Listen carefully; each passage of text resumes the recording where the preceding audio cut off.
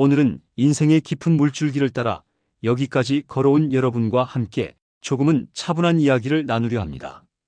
어느덧 인생의 황혼기에 접어든 지금, 우리가 어떻게 살아가느냐에 따라 남은 삶의 깊이와 온기가 참 많이 달라질 수 있습니다. 지금 여러분은 어떤 모습으로 살아가고 계신가요? 이제부터 들려드릴 이야기는 80을 넘긴 한 어르신의 고백입니다. 한때는 바쁘게 앞만 보며 달렸고 욕심도 많았던 분이 긴 세월을 지나며 깨달아온 8가지 삶의 지혜를 꺼내 보이려 합니다. 혹시 오랜 세월 속에서도 마음과 삶의 균형을 잘 지켜오신 분이라면 8가지 조건 속에서 이미 많은 것을 이루어오신 분일지도 모릅니다. 그렇다면 여러분은 진정 존경받을 만한 삶을 살고 계신 것입니다. 그리고 그 삶에 무엇보다 스스로가 감사할 이유가 충분합니다.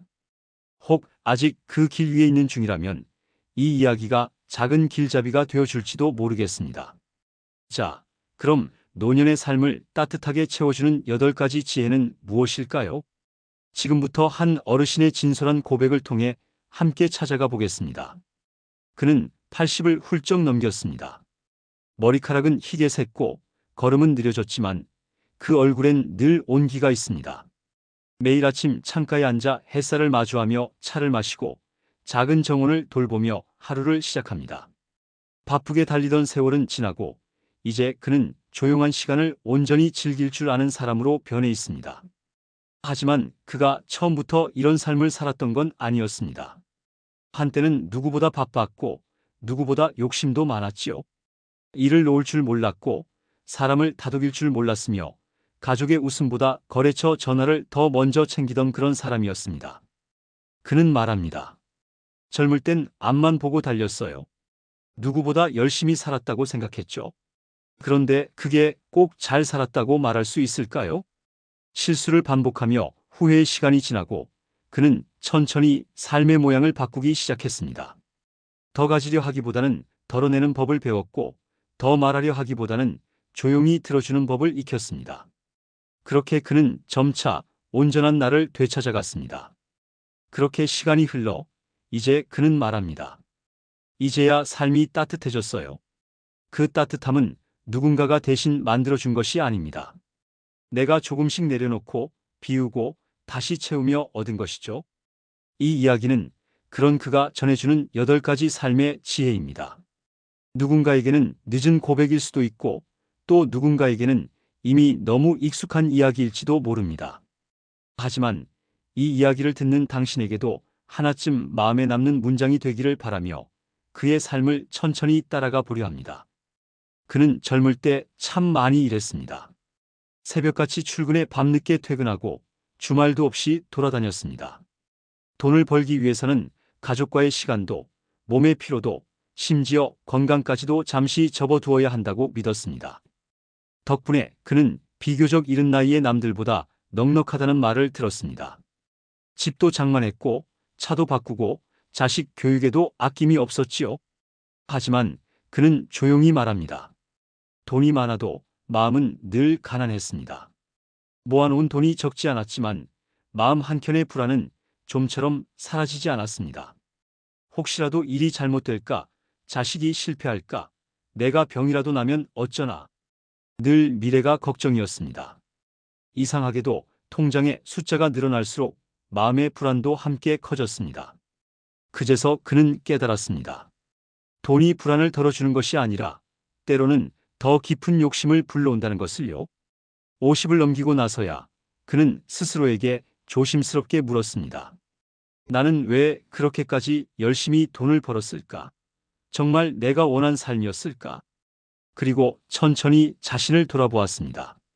돈을 모으는 데만 익숙했지 제대로 써본 적도 나눠본 적도 없었습니다. 그 과정에서 너무 많은 것을 놓쳤다는 걸 비로소 깨달았습니다. 그가 가장 깊이 후회하는 것은 아이들이 자라는 모습을 제대로 지켜보지 못한 것이었습니다. 큰아이가 운동회에서 트랙을 달리던 날, 작은아이가 피아노 발표회에서 떨리는 손으로 연주하던 날, 그는 어김없이 출장 중이거나 회의실에 앉아 있었습니다. 그 순간들은 2번 다시 돌아오지 않았습니다. 환갑이 넘어서야 비로소 그는 생각했습니다. 진짜 자립이란 가진 돈의 크기가 아니라 마음이 흔들리지 않는 순간부터 시작되는 게 아닐까. 지금 그는 매달 들어오는 연금으로 소박하게 살아갑니다. 특별할 것 없지만 친구와 커피 한 잔을 나누고 손주에게 조그만 선물을 사주는 일이 하루의 기쁨이 되었습니다. 그에게 경제적 자립은 이제 이렇게 다가옵니다. 많이 가진 것이 아니라 지금 가진 것에 고마워하는 마음, 더 이상 바라지 않는 평온함, 그리고 무엇보다 돈이 인생의 주인이 아니라 그저 삶을 도와주는 도구라는 깨달음입니다. 그는 웃으며 말합니다. 지금이 내 인생에서 가장 편안한 시간입니다. 돈이 많아져서가 아니라 덜 욕심내게 되었기 때문입니다. 지금 가진 것 안에서 마음이 편하신가요? 그렇다면 이미 참 잘 살아오신 겁니다. 그는 요즘 자주 무언가를 잊습니다. 방금 내려둔 안경이 어디 있는지 몰라 집안을 한참 뒤지기도 하고 익숙했던 사람 이름이 혀끝에서만 맴돌다 이내 사라지기도 하지요. 예전 같았으면 화부터 냈을 겁니다. 내가 왜 이러지? 스스로를 다그치고 괜히 옆 사람에게 짜증을 냈을지도 모릅니다. 하지만 지금 그는 조용히 웃으며 말합니다. 잊는다는 건 그만큼 살아온 날이 많다는 뜻이에요. 모든 걸 기억할 순 없어도 진짜 중요한 것들은 마음속에 남더군요. 그는 젊은 시절 머리 회전이 빠르다는 말을 자주 들었습니다. 일처리도 빨랐고 말도 막힘이 없었지요. 하지만 그땐 알지 못했습니다. 판단력이라는 게 단지 똑똑한 머리에서만 나오는 것이 아니라는 것을요. 살아보니 진짜 지혜는 머리가 아닌 흐려지지 않는 마음에 있었습니다. 누가 틀렸는지보다 누가 다치지 않았는지가 더 중요했고 무엇이 옳은지보단 어떻게 말하느냐가 더 깊은 울림을 주었습니다. 한 번은 손자가 학교에서 작은 다툼을 겪고 상담을 받게 된 적이 있었습니다. 그는 손자에게 따지기보다 상담 선생님께 먼저 물었습니다. 무엇이 옳고 그른지보다 아이가 어떤 마음이었는지 알고 싶습니다. 그 말에 선생님은 잠시 말을 잇더니 조용히 고개를 끄덕였습니다. 할아버님의 그 말씀 한마디가 이 아이에게 가장 필요한 말이었어요. 그는 종종 자신을 돌아봅니다. 예전엔 이기고 싶어서 말을 꺾었지만 지금은 함께 웃기 위해 말을 멈춥니다. 예전엔 확신이 있어야 행동했지만 지금은 망설임 덕분에 더 깊이 생각하게 되었습니다. 예전엔 남의 말을 판단하기 바빴지만 이제는 그저 듣기만 해도 마음이 따뜻해짐을 압니다. 최근 들어 일기를 쓰기 시작했습니다. 하루에 한 줄 생각나는 대로 적는 짧은 글이지만 그 안에 하루의 온도가 담깁니다. 그 과정에서 마음이 더 맑아지는 것을 느끼죠. 때로는 과거의 실수가 떠오르기도 하지만 이제는 그마저도 인생의 일부로 받아들입니다. 그는 말합니다. 내가 나이 들며 배운 건 판단의 지혜는 겸손에서 시작된다는 겁니다. 이제 그는 작은 일에 쉽게 분노하지 않고 모르는 것을 인정하는 데 주저함이 없습니다. 기억은 희미해져도 마음은 오히려 더 맑아진 것 같다고 말합니다. 그리고 마지막엔 언제나처럼 부드럽게 덧붙입니다. 혹시 요즘 자주 잊으시나요? 괜찮습니다. 다 잊어도 사람을 따뜻하게 바라보는 마음 하나만 남는다면 그건 이미 오래된 지혜지요. 그는 한동안 사람들과 멀어져 있었습니다. 자식들도 바쁘다는 핑계로 얼굴 보기가 어려웠고 한때 자주 만나던 친구들도 하나둘 연락이 끊겼지요. 처음엔 서운함이 컸습니다. 내가 먼저 연락해야 하나? 내가 뭘 잘못했나? 속으로 이런 생각을 반복하다 어느 순간 조용히 마음의 문을 닫아버렸습니다. 며칠은 전화가 오길 기다렸고 몇 주는 문자를 확인하며 가슴을 쓸어내렸지만 시간이 흐르면서 그마저도 자연스레 잊게 되었습니다. 가끔 텔레비전에서 나오는 가족 모임이나 친구들과의 웃음 가득한 장면을 볼 때면 가슴 한구석이 아렸지만 그는 혼자도 괜찮다고 스스로를 위로했습니다. 혼자도 괜찮아. 이만하면 잘 지낸 거야. 그런데요, 시간이 더 흐르고 나서야 그는 깨달았습니다. 누군가와 멀어지는 데는 뭔가 특별한 이유가 있는 게 아니라는 걸요. 그저 바빠서 타이밍을 놓쳐서 혹은 말 한마디 건네는 게 어색해져서 그렇게 자연스럽게 멀어지는 거였지요. 어느 날 우연히 길에서 만난 오랜 친구가 말했습니다. 연락하고 싶었는데 너무 오랜만이라 어색할까봐 못했어. 그 말을 듣는 순간 그는 깨달았습니다. 자신도 똑같은 마음이었다는 것을요. 그날 이후 그는 조금씩 용기를 냈습니다. 먼저 전화를 걸어보았고 예전 직장 동료에게 오랜만에 소식을 묻는 문자도 보내보았습니다. 멀게만 느껴졌던 큰아이에게는 먼저 밥 한번 먹자는 말을 건네기도 했습니다. 물론 처음엔 어색했습니다. 무슨 말을 해야 할지, 어떤 표정을 지어야 할지 몰라 혼잣말처럼 더듬거렸습니다. 하지만 차 한 잔, 밥 한 끼 나누다 보니 그 어색함도 어느새 사라지고 예전보다 더 깊은 이야기를 나눌 수 있게 되었지요. 놀랍게도 상대는 오히려 반가워했습니다. 아버지, 먼저 연락 주셔서 너무 좋아요. 형님, 사실 늘 생각 많이 했어요. 그 말 한마디에 그는 속이 뭉클해졌습니다. 그리고 말했습니다. 먼저 손을 내밀어야 했던 건 결국 나였어요. 기다리기만 했을 땐 괜히 서운하고 원망이 앞섰지만 용기 내어 먼저 다가가고 나니 마음이 한결 가벼워졌습니다. 이제 그는 일주일에 한 번은 꼭 누군가에게 안부를 전합니다. 특별한 이야기가 없어도 괜찮습니다. 잘 지내나요? 이 한마디면 충분합니다. 그 짧은 인사가 서로의 마음을 이어주는 따뜻한 다리가 되어준다는 것을 이제는 잘 알기 때문이죠. 사람 사이의 거리는 자주 본다고 가까워지는 것도 오래 알았다고 깊어지는 것도 아니었습니다. 따뜻한 안부 한 줄, 마음을 담은 문자 한 통, 그게 전부였지요. 이제 그는 이렇게 말합니다. 가끔은요, 먼저 연락하는 사람이 되어야 합니다. 누군가는 그 연락을 기다리고 있을지 모르니까요. 그리고 마지막엔 이렇게 함께 덧붙입니다. 요즘 자주 생각나는 사람이 있으신가요? 오늘 한번 먼저 연락해 보세요. 그 따뜻하게 내밀어주는 손에 이끌려 다시 이어지는 인연이 시작될지도 모릅니다. 그는 한때 병원 침대에 누워 있었습니다. 별거 아닐 거라 여겼던 통증이 생각보다 깊은 병으로 이어졌고 걷는 것조차 힘든 시기를 보내야 했습니다. 하루 종일 병상에 누워 창밖만 바라보던 날들. 그는 이전의 평범한 일상이 얼마나 소중했는지 깨달았습니다. 화장실을 스스로 다녀오는 것도, 숟가락 들고 밥 먹는 것도, 혼자 옷을 갈아입는 것도 모두 큰 축복이었습니다. 그때 처음 알았습니다. 아프지 않다는 게 이렇게 고마운 일이구나. 젊었을 땐 건강이 언제나 나와 함께 할 거라 믿었습니다. 밤을 새우고도 거뜬했으며 밥을 아무렇게나 먹어도 탈이 없었지요.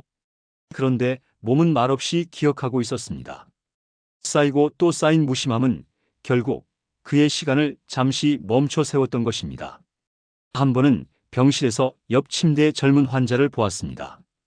교통사고로 두 다리를 다친 청년이었습니다.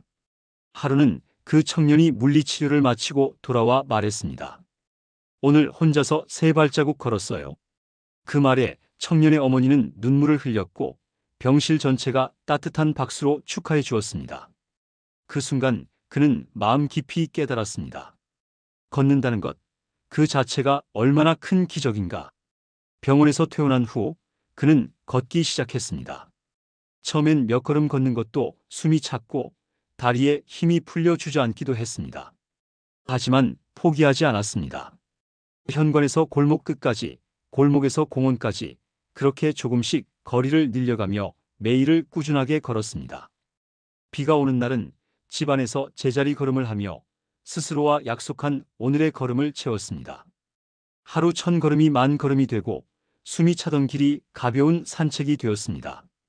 그는 문득 깨달았습니다. 이제서야 몸이 회복되고 있다는 것, 무엇보다도 마음이 더 단단해지고 있다는 것을요. 걷는 동안 바람을 느끼고 햇살 아래 나무 그림자를 바라보며 그는 생각했습니다. 살아있는 몸으로 내 두 발로 이렇게 걸을 수 있다는 게 얼마나 귀하고 감사한 일인가. 건강이란 단지 병이 없는 상태가 아니었습니다. 일상 속에서 몸이 내 말을 들어주는 상태, 잘 걷고 잘 먹고 잘 자는 것. 그게 바로 삶의 기본이자 가장 소중한 기초였던 겁니다. 이제 그는 하루 만보를 목표로 걷습니다. 어떤 날은 천천히, 어떤 날은 친구와 함께 걷는 일은 이제 그에게 운동이 아니라 감사의 표현이 되었습니다. 그는 말합니다. 약보다 좋은 게 있어요. 바로 걷기, 웃기, 그리고 제때 잠자기. 그리고 이렇게 덧붙입니다. 몸이 조금 불편하더라도 포기하지 마세요. 하루에 몇 걸음이라도 그게 쌓이면 기적이 됩니다. 그는 아침이면 늘 같은 자리에 앉습니다. 창가 햇살이 가장 먼저 드는 그 자리, 따뜻한 차 한 잔을 손에 들고 아무 말 없이 앉아 있는 시간, 그가 하루 중 가장 좋아하는 순간입니다. 1시간 정도 그렇게 앉아 있다가 천천히 하루를 시작합니다. 이 특별한 시간만큼은 전화도 받지 않고 텔레비전도 켜지 않습니다. 오로지 자기 자신과 마주하는 시간, 세상과 살짝 거리를 두고 조용히 자신을 들여다보는 소중한 시간입니다. 예전엔 이런 여유가 없었습니다. 늘 누군가를 만나야 했고 계획표엔 빈칸 하나 없이 가득 차 있어야 마음이 놓였지요. 혼자 있는 건 어색했고 조용한 시간은 왠지 모르게 쓸쓸하게만 느껴졌습니다. 이렇게 시간을 흘려보내도 되나? 자꾸만 마음이 조급해졌지요. 은퇴 후 첫 해는 오히려 더 바빴습니다. 모임, 약속, 외출로 달력을 가득 채우며 무언가에 계속 자신을 맡겨야만 할 것 같았습니다. 그러다 어느 날 너무 지쳐 이틀을 집에서 쉬게 되었을 때 처음으로 이런 생각이 들었습니다. 이렇게 아무것도 안 해도 괜찮구나. 그날 이후 그는 조금씩 자신만의 시간을 배우기 시작했습니다. 처음엔 어색했지요.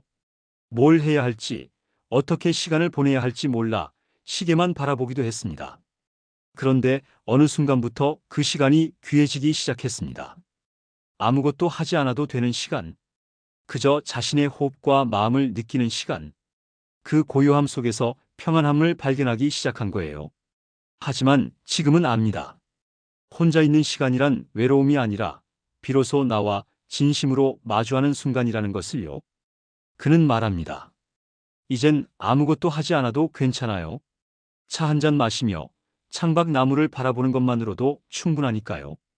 누구의 눈치도 보지 않고 내가 좋아하는 찻잔에 내가 고른 음악을 틀고 햇살 따라 천천히 흐르는 시간 속에 앉아 있는 그 순간, 그 시간들이야말로 그를 더 단단하게, 더 깊게 만들어 주었다고 말합니다. 생각들이 정리되고 마음이 따뜻하게 가라앉는 그 시간 덕분에 이제는 사람들과 있을 때도 더 부드럽고 솔직한 자신이 될 수 있었습니다. 그는 말합니다. 사람은 시끄러운 순간보다 조용한 순간에 더 많이 자라요. 나도 그랬어요. 예전엔 누군가 곁에 있어야 안심이 됐고 계속 말을 걸어줘야 외롭지 않았지만 이제는 고요함 속에서 깊은 안정감을 느낍니다. 혼자 밥을 먹는 것도, 혼자 걷는 것도, 혼자 생각하는 것도 이제는 더 이상 어색하지 않습니다. 그는 이렇게 말하곤 합니다. 혼자 있는 시간이 낯설게 느껴진다면 작은 것부터 시작해 보세요. 좋아하는 찻잔 하나, 좋아하는 음악 한 곡, 그리고 편안한 의자 하나만 있어도 충분해요. 그의 삶은 한결 조용해졌지만 그 안엔 오히려 깊은 울림이 있습니다. 말 없는 차 한 잔 속에서 그는 자신을 더 깊이 들여다보게 되었고 그 시간들이 쌓여서 지금의 평화를 만들어 주었습니다. 그는 90이 가까운 나이에도 손에서 책을 놓지 않습니다. 요즘엔 손주에게 스마트폰 쓰는 법도 배우고 어려운 한자 하나 외우는데 며칠씩 걸리지만 그는 즐겁게 말합니다. 배움의 끝이 어디 있겠어요? 살아있는 한 계속 배우는 거죠. 젊은 시절의 배움은 늘 무언가를 위한 것이었습니다. 학교에서 성적을 위해 외우고 사회에 나와서는 필요한 기술만 급하게 익혔습니다. 직장에서 영어가 필요해 억지로 책을 펼쳤고 승진을 위해 자격증을 땄지요. 그 시절의 배움은 늘 목적을 위한 수단이었고 결과가 중요했습니다. 하지만 지금은 다릅니다. 이제는 성적이 아니라 삶을 위해 배우는 거예요. 그에게 배움은 이제 그 자체로 기쁨이자 하루를 살아가는 활력이 되었습니다. 역사책을 읽다가 모르는 단어가 나오면 사전을 찾아보고 그 단어에서 이어지는 또 다른 이야기로 하루가 깊어지는 줄도 모릅니다. 그렇게 호기심을 따라 걷다 보면 시간이 어느새 스르르 흘러갑니다. 한 번은 복지관에서 하는 도예 강좌에 등록했습니다. 처음 만든 도자기는 울퉁불퉁하고 모양도 제멋대로였지만 그는 무척 즐거웠습니다. 모양보다도 그 안에 담긴 시간과 마음이 더 소중하다고 느꼈기 때문이지요. 이게 내 손으로 만든 첫 작품이에요. 예전 같았으면 결과물이 마음에 들지 않아 금방 포기했을 일입니다. 하지만 이젠 그 과정을 온전히 즐길 줄도 알게 되었습니다. 서툴러도 괜찮다는 마음의 여유가 생긴 것이지요. 조금 느려도 괜찮다는 것. 그 여유가 그를 한층 더 따뜻하게 만들어 주었습니다. 그는 요즘 손수 노트에 글씨를 써봅니다. 굳은 손끝으로 눌러 쓴 글자 하나하나에 그의 정성과 집중이 고스란히 담겨 있습니다. 처음엔 어색하고 실수도 많았습니다. 강의실 앞자리에 앉는 것도 쑥스럽고 모르는 걸 묻는 일도 망설였지요. 하지만 어느 순간부터 배우는 그 자체가 기쁨이 되었고 잘하지 않아도 괜찮다는 걸 알게 됐습니다. 요즘은 유튜브로 세계 여행도 해요. 그는 눈을 반짝이며 말합니다. TV로만 봤던 나라들, 상상 속에만 있던 풍경들이 화면 속에서 그를 기다리고 있습니다. 그러다 궁금한 점이 생기면 바로 검색해보고 관련 책도 찾아 읽습니다. 그렇게 하나의 관심이 다른 배움으로 이어지고 그는 그 순환 속에서 매일 새로움을 만납니다. 그는 말합니다. 나이가 들면 자꾸 익숙한 것만 찾게 되잖아요.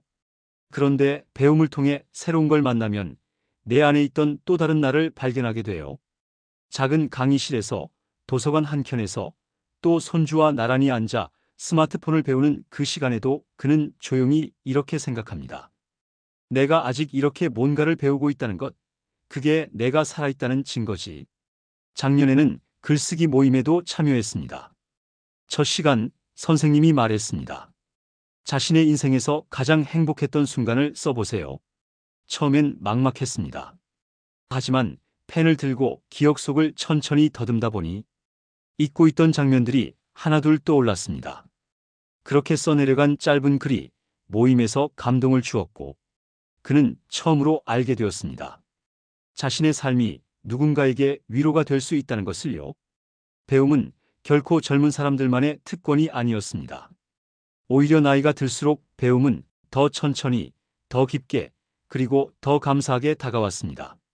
그는 조심스럽게 권합니다. 뭘 배워야 할지 모르겠다고요? 그럼 그냥 한 글자 써보세요. 시를 한 줄 읽어보세요. 손주에게 뭘 좀 물어보세요. 배움은 꼭 대단하거나 어려운 게 아니에요. 그저 마음을 여는 것, 새로운 걸 향해 눈을 뜨는 그 순간, 그게 바로 배움이에요. 그는 요즘 저녁마다 아내와 마주 앉아 식사를 합니다. 예전엔 일에 치여 저녁이 되어도 밥상 앞에서조차 말 한마디 없이 끼니를 때우기 바빴지요. 하지만 지금은 서로의 얼굴을 보며 음식을 나누는 이 시간이 가장 소중합니다. 아내가 좋아하는 반찬을 직접 만들어 주기도 하고 가끔은 두 손 꼭 잡고 함께 시장을 보러 가기도 합니다. 결혼한 지 오랜 세월이 흘렀지만 그는 여전히 아내의 미소 앞에서 마음이 설렙니다. 젊었을 땐 늘 바빴습니다. 대화가 갈수록 줄어들었고 가끔은 말없이 저녁을 먹고 각자 다른 일에 몰두하기도 했습니다. 내일 약속이 있어서라는 말로 아내의 이야기를 건성으로 넘긴 적도 많았지요. 그러던 어느 날 아내가 갑자기 병이나 입원을 하게 되었습니다. 며칠 동안 혼자 지낸 집은 낯설고 적막했습니다. 침대 한켠에 텅 빈 자리, 아침마다 내어주던 커피 한 잔의 부재. 오늘 어땠어요? 하고 건네던 목소리가 얼마나 따뜻한지 처음으로 제대로 느꼈습니다. 그리고 그는 그제야 알았습니다. 그 일상의 사소한 장면들이 얼마나 소중한 것이었는지를요. 시간이 흐르며 그는 깨달았습니다. 행복이란 특별한 사건 속에 있는 게 아니었습니다. 여행이나 선물을 주고받는 특별한 날보다 더 깊은 행복은 매일 반복되는 익숙한 장면 속에 숨겨져 있었죠. 눈을 마주치며 나누는 짧은 인사, 서로의 이야기를 들어주는 평범한 저녁, 그 모든 순간이 모여 삶을 따뜻하게 덮고 있었습니다. 그는 말합니다. 아내와 나란히 앉아 밥을 먹고 하루를 이야기하는 그 시간이 내가 느낄 수 있는 가장 큰 행복입니다. 최근에는 함께 텃밭도 가꾸기 시작했습니다. 아내는 꽃을 심고 그는 상추와 고추를 심었습니다. 흙을 만지며 웃고 조그만 열매를 보며 기뻐하고 그들은 예전보다 더 자주, 더 깊이 웃습니다. 예전엔 아내에게 큰 걸 해줘야 사랑이라 여겼습니다. 비싼 옷, 좋은 여행, 기념일마다 챙기는 선물들 같은 거요. 그러나 지금은 작은 일들에 감사하고 그 소소한 일들이 더 큰 행복으로 이어진다는 걸 알게 되었습니다. 아침에 잘 잤어요? 라고 말하는 것, 저녁에 함께 보는 뉴스, 비 오는 날 우산을 나눠 쓰는 것, 그런 작은 순간들이 더 깊고 오래가는 사랑이라는 것을 예전에는 왜 미처 알지 못했을까요? 그는 저녁 식탁에서 조용히 말합니다. 당신과 함께한 모든 시간이 결국 우리가 만든 행복이었어요. 그러면 아내는 잔잔하게 미소 지으며 대답합니다. 맞아요. 우리가 함께여서 오늘도 참 다행이에요. 매일 마주 앉아 나누는 이 소박한 식사 시간은 그에게 세상의 어떤 사치보다 귀한 순간이 되었습니다. 그는 이제 압니다.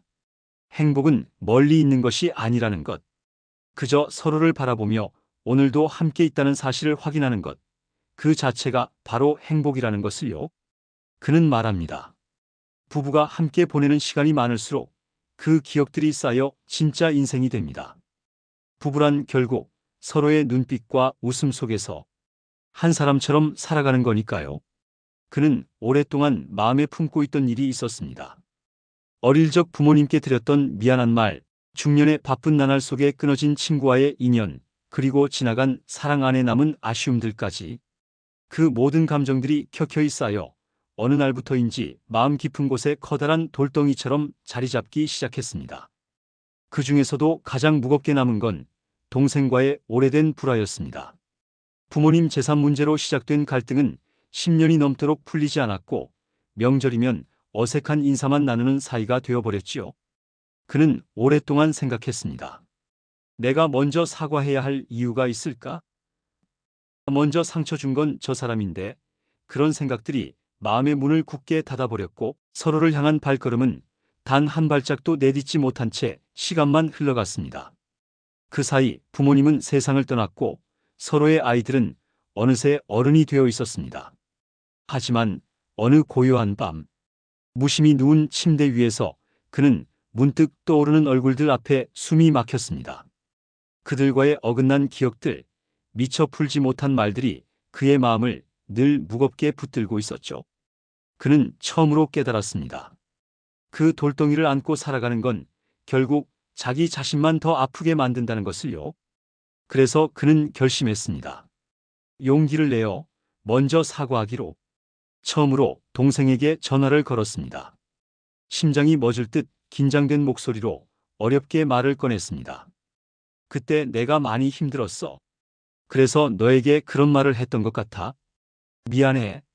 잠시 숨조차 조심스러운 정적 속에서 드디어 동생의 목소리가 들려왔습니다. 형, 나도 너무 오래 기다렸어.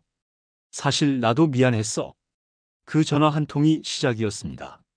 그들은 조금씩 관계를 회복해갔고 가끔은 함께 산책도 하며 서로의 집을 오가며 잊고 있던 웃음을 되찾아갔습니다. 오해와 침묵이 쌓아올린 벽은 단 한마디 미안해로 무너지기 시작했습니다. 그날 이후로 그는 그 길을 계속 이어갔습니다. 예전 직장 동료에게, 멀어졌던 친구에게, 오래전 마음에 걸렸던 사람들에게 조심스럽게 사과의 마음을 전했습니다. 놀랍게도 대부분은 따뜻하게 그를 맞아주었고 오히려 이렇게 말했습니다. 내가 더 미안해요. 그땐 내가 왜 그랬는지 모르겠네요. 그 순간 그는 마음속 깊은 곳에서 무언가 가볍게 풀려나가는 것을 느꼈습니다. 먼저 손을 내민 건 나였지만 결국 가장 편해진 사람도 나였다는 걸 깨달았죠. 용서는 누군가를 위한 게 아니라 내 마음을 위한 일이었구나. 그는 이제 남은 사람들에게 미움이 남지 않도록 마음속으로 하나하나 용서를 전하며 살아가고 있습니다. 나이 들면서 미움보다 용서가 더 중요해요. 먼저 미안하다고 말해보세요. 그 한마디가 여러분을 얼마나 가볍게 해줄지 모릅니다. 미움은 무겁고 용서는 따뜻하거든요. 지금의 그는 미움보다 이해를, 서운함 대신 사랑을 품고 살아갑니다. 용서하는 마음은 결코 약한 것이 아니라 오히려 자신을 가장 단단하게 해주는 힘이라는 것을 알게 되었습니다. 그의 인생에서 가장 큰 변화는 그 한마디 미안합니다에서 시작되었습니다. 그 말 한마디로 나는 비로소 자유로워졌습니다. 이제 그의 이야기는 끝을 향해 갑니다. 80을 넘긴 그는 삶의 긴 여정 속에서 건져올린 8가지 지혜를 우리에게 전했습니다. 경제적 자립, 맑은 정신과 지혜로운 판단력, 좋은 인간관계, 건강한 몸, 자기만의 시간, 끊임없는 배움, 배우자와의 행복, 그리고 마음의 여유와 용서하는 태도. 그가 들려준 이 이야기들은 단숨에 얻은 깨달음이 아닙니다. 수많은 실수와 후회, 그리고 더 나아지려 했던 그의 노력들이 켜켜이 쌓여 만들어진 소중한 결실들입니다. 어떤 것은 너무 늦게 깨달아 아쉬움이 남았고, 어떤 것은 지금도 여전히 배워가는 중이지요. 요즘 그는 매일 아침 작은 정원을 돌보며 하루를 시작합니다. 꽃을 심고 물을 주고 자라는 모습을 지켜보는 일. 그 속에서 그는 자신의 삶을 봅니다. 인내와 정성이 필요하지만 결국 그 결실은 언제나 아름답다는 것을요. 그는 이제 차분히 말합니다. 제 인생이 꼭 정답은 아닙니다. 여러분도 각자의 삶에서 얻은 지혜가 있을 테니까요.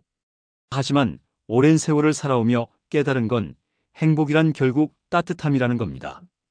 돈이나 명예, 성공도 중요하지만 그 모든 것을 감싸는 건 결국 마음의 온기였어요. 그의 집 거실에는 오래된 가족 사진들이 걸려 있습니다. 젊은 시절에 그와 아내, 어린 아이들과 함께한 순간들, 그리고 최근에 찍은 가족 모임 사진까지. 그 사진들을 바라보며 그는 생각합니다. 결국 남는 건 이런 순간들이구나. 이제야 삶이 따뜻해졌다고 말하는 그의 눈빛에는 평온함이 담겨 있습니다. 그 따뜻함은 누군가 대신 만들어준 것이 아니라 스스로 조금씩 내려놓고 비우고 다시 채워온 마음의 결과였으니까요. 이 이야기를 듣고 있는 당신에게도 조심스레 질문을 건넵니다. 당신의 삶은 따뜻한가요? 한 사람의 평범한 여정을 통해 비춰진 소박하지만 깊이 있는 삶의 지혜들. 우리 모두가 조금씩 따뜻한 삶을 향해 나아갈 수 있기를 바랍니다. 당신의 남은 시간이 더 건강하고 의미 있으며 무엇보다도 행복으로 채워지기를 진심으로 응원합니다. 오늘 들으신 내용이 좋으셨다면 주변 분들에게도 함께 공유해 주세요. 오늘도 지혜롭고 건강한 노후의 삶을 응원하겠습니다.